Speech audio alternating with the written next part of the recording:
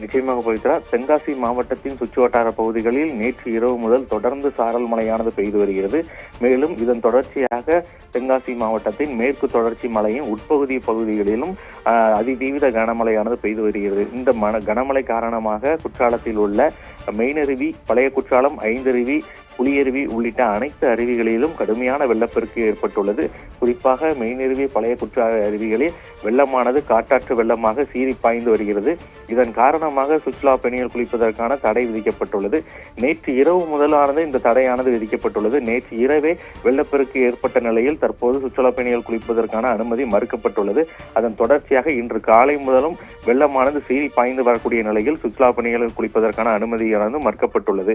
இது குறிப்பாக மெயினருவி, பழைய குற்றாலம், ஐந்தருவி, புலியருவி என அனைத்து அருவிகளிலும் வெள்ளமானது சீறி பாய்ந்து வரக்கூடிய நிலையில் அனைத்து அருவிகளிலும் சுற்றுலா பயணிகள் குளிப்பதற்கான அனுமதியானது மறுக்கப்பட்டுள்ளது என்பது குறிப்பிடத்தக்கது.